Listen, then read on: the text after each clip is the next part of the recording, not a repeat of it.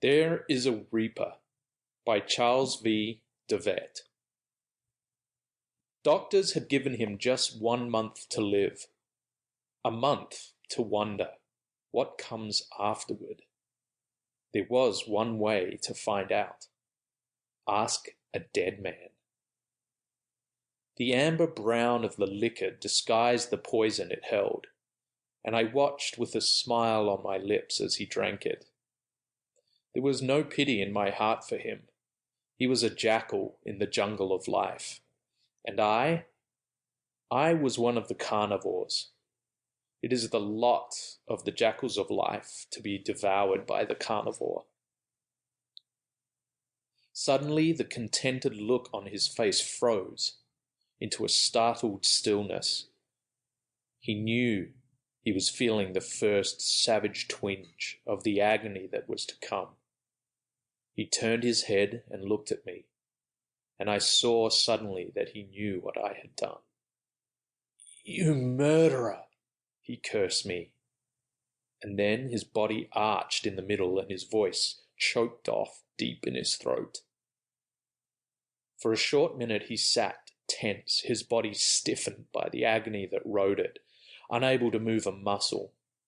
I watched the torment in his eyes build up to a crescendo of pain, until the suffering became so great that it filmed his eyes, and I knew that, though he still stared directly at me, he no longer saw me. Then, as suddenly as the spasm had come, the starch went out of his body, and his back slid slowly down the chair edge. It landed heavily with his head resting limply against the seat of the chair. His right leg doubled up in a kind of jerk before he was still. I knew the time had come. "Where are you?" I asked. This moment had cost me $60,000. 3 weeks ago, the best doctors in the state had given me a month to live, and with $7 million in the bank, I couldn't buy a minute more. I accepted the doctor's decision philosophically, like the gambler that I am, but I had a plan, one which necessity had never forced me to use until now. Several years before, I had read an article about the medicine men of a certain tribe of aborigines living in the jungle at the source of the Amazon River. They had discovered a process in which the juice of a certain bush, known only to them, could be used to poison a man. Anyone subjected to this poison died, but for a few minutes after his life left his body, the medicine men could still converse with him. The subject, though ostensibly and actually dead, answered the medicine men's every question. This was their primitive, though reportedly effective method of catching glimpses of what lay in the world of death. I had conceived my idea at the time I read this article, but I had never had the need to use it, until the doctors gave me a month to live.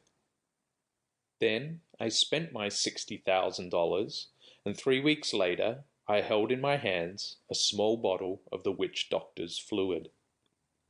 The next step was to secure my victim. My collaborator, I preferred to call him. The man I chose was a nobody, homeless, friendless non-entity picked up off the street.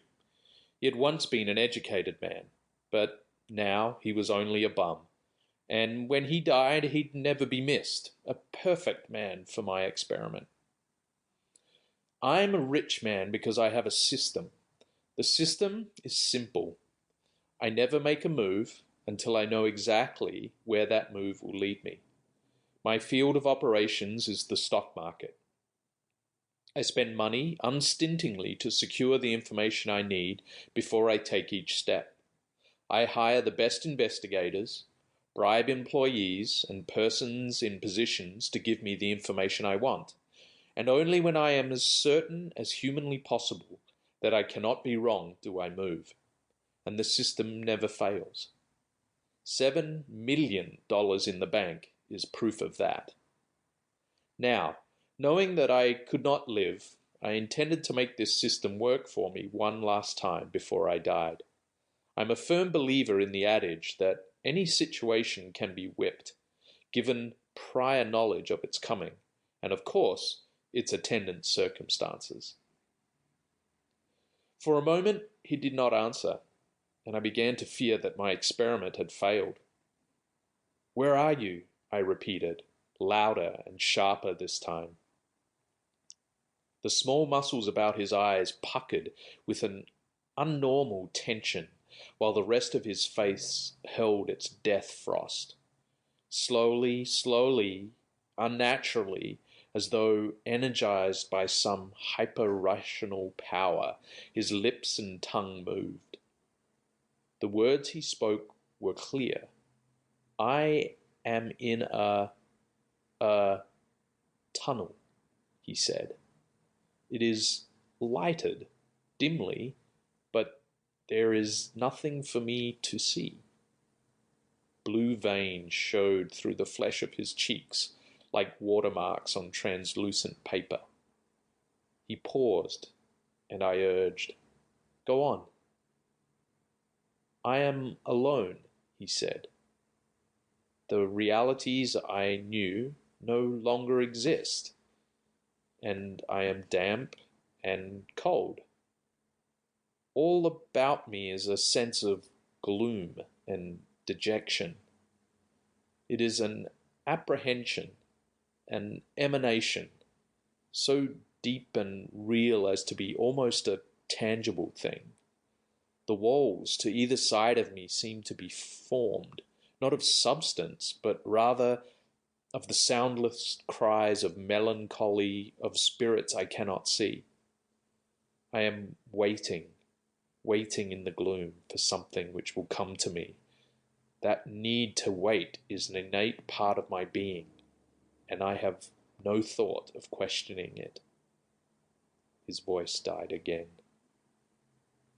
"What are you waiting for?" I asked. "I do not know," he said, his voice dreary with the despair of centuries of hopelessness.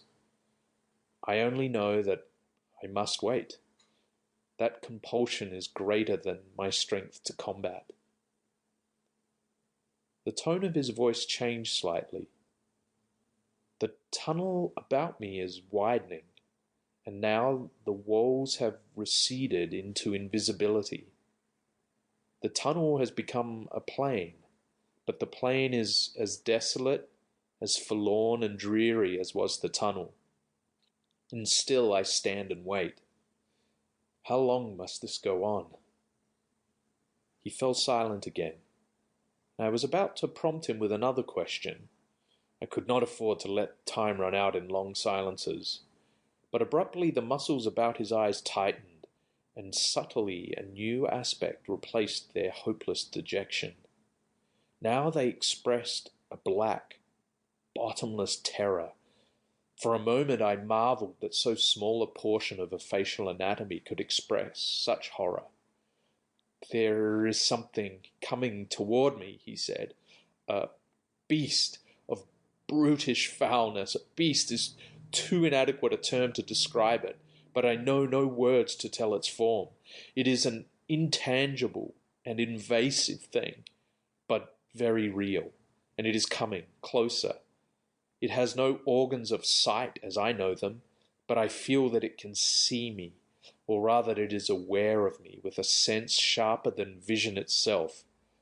It is very near now. Oh God, the malevolence, the hate, the potentiality of awful, fearsome destructiveness that is its very essence. And still I cannot move." The expression of terrified anticipation centered in his eyes lessened slightly and was replaced instantly by its former deep, deep despair. "I am no longer afraid," he said. "Why?" I interjected. "Why?" I was impatient to learn all that I could before the end came. "Because," he paused, "because it holds no threat for me. Somehow, some day, I understand. I know that it too is seeking that for which I wait. What is it doing now? I asked. It has stopped beside me, and we stand together, gazing across the stark, empty plain. Now a second awful entity with the same leashed virulence about it moves up and stands at my other side. We all three wait, myself with the dark fear of this dismal universe, my unnatural companions with patient, malicious menace.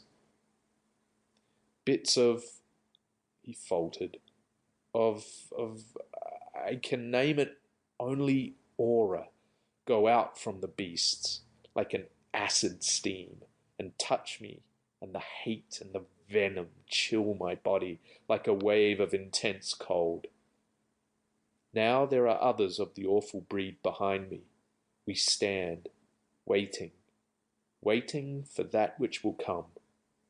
What it is, I do not know. I could see the pallor of death creeping steadily into the last corners of his lips, and I knew that the end was not far away. Suddenly a black frustration built up within me. "What are you waiting for?" I screamed, the tenseness and the importance of this moment forcing me to lose the iron self-control upon which I have always prided myself. I knew that the answer held the secret of what I must know. If I could learn that, my experiment would not be in vain, and I could make whatever preparations were necessary for my own death. I had to know that answer. "Think, think," I pleaded. "What are you waiting for?" "I do not know." The dreary despair in his eyes, sightless as they met mine, chilled me with a coldness that I felt in the marrow of my being. "I do not know," he repeated. Yes, I do know." Abruptly the plasmatic film cleared from his eyes, and I knew that for the first time since the poison struck, he was seeing me clearly. I sensed that this was the last moment before he left, for good. It had to be now. "Tell me, I command you," I cried. "What are you waiting for?" His voice was quiet as he murmured, softly, implacably, before he was gone. "We are waiting," he said, "for you." The end. End of There Is a Reaper by Charles V. DeVette. Recording by Dog Ears, San Francisco.